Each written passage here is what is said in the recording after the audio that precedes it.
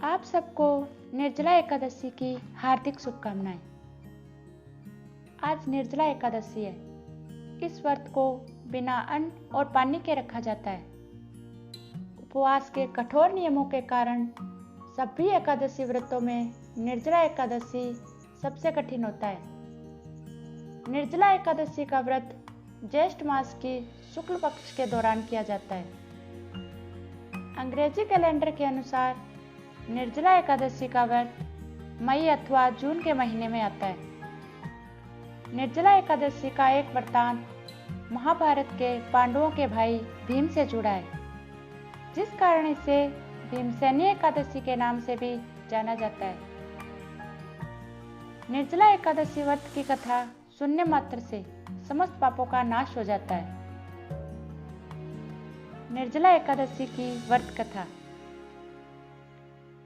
एक बार भीमसेन व्यास जी से कहने लगे कि हे पितामह, भ्राता युधिष्ठिर, माता कुंती, द्रौपदी, अर्जुन, नकुल और सहदेव आदि सब एकादशी का व्रत करने को कहते हैं, परंतु महाराज मैं उनसे कहता हूँ कि भाई मैं भगवान की शक्ति पूजा आदि तो कर सकता हूँ, दान भी दे सकता हूँ, परंतु भोजन के बिना नहीं रह सकता।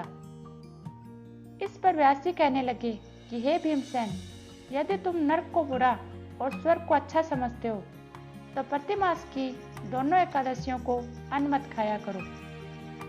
भीम कहने लगे कि हे पितामह, मैं तो पहले ही कह चुका हूँ कि मैं भूख सहन नहीं कर सकता। यदि वर्ष में कोई एक व्रत हो तो वह मैं रख सकता हूँ, क्योंकि मेरे पेट में वृक्क नामक अग्नि है, सो मैं भोजन किए बिना नहीं रह सकता। भोजन करने से वह शांत रहती है, इसलिए पूरा उपवास तो क्या एक समय भी बिना भोजन किए रहना कठिन है। अतः आप मुझको कोई ऐसा व्रत बताइए जो वर्ष में एक बार ही करना पड़े और मुझको स्वर्ग की प्राप्ति हो जाए।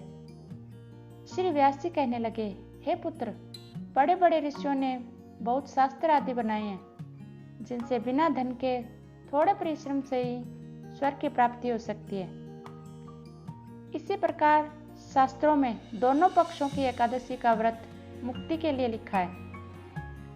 श्री व्यास जी के वचन सुनकर भीमसेन नरक में जाने के भय से भयभीत हो गए और कांपकर कहने लगे कि अब क्या करूं?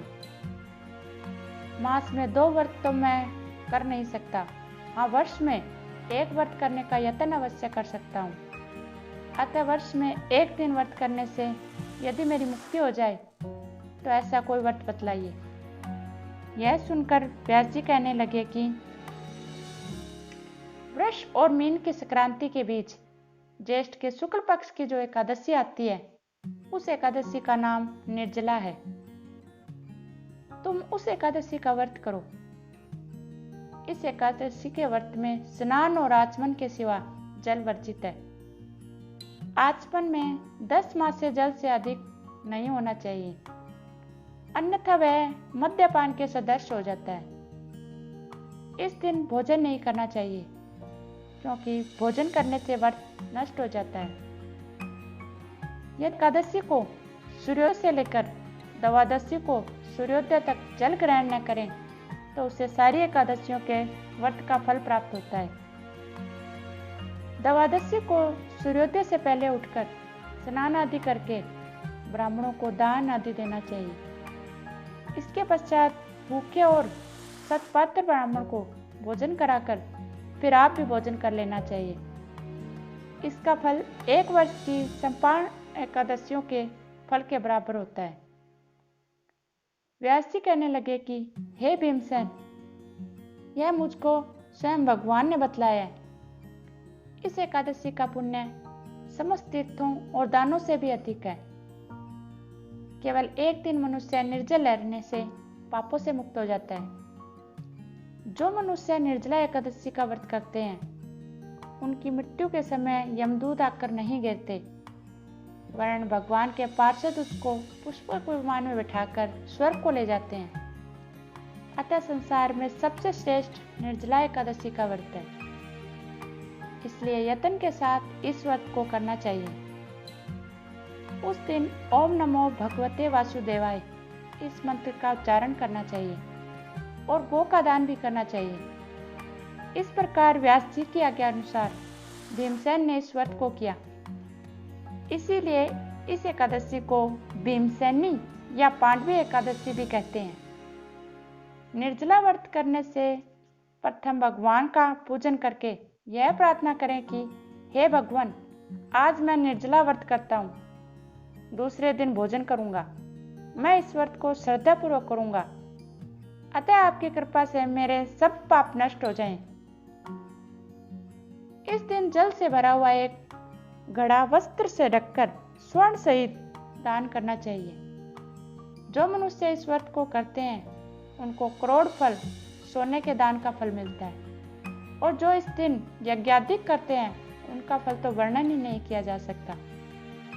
इस एकादशी के व्रत से मनुष्य विष्णु लोक को प्राप्त होता है। जो मनुष्य इस दिन अन्न खाते हैं वे चंडाल के समान हैं, वे अंत में नरक में जाते हैं। जिसने निर्जला एकादशी का व्रत किया है वह चाहे ब्रह्म हत्यारे हों, मद्यपान करते हों, चोरी करते हों या गुरु के साथ द्वेष करने वाले हों, मगर इस व्रत के करने से सब स्वर्ग में जाते हैं। हे कुंती पुत्र, जो पुरुष या स्त्री श्रद्धापूर्वक इस व्रत को करते हैं उनको अग्रलिखित कर्म करने चाहिए।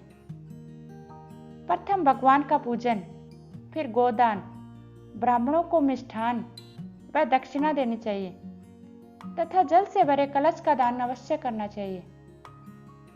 जो मनुष्य भक्तिपूर्वक इस कथा को पढ़ते या सुनते हैं उनको निश्चय ही स्वर्ग की प्राप्ति होती है। प्रिय मित्रों, आपने यह वीडियो अंत तक देखी। आशा है कि आपको यह वीडियो अच्छी लगी होगी। धन्यवाद।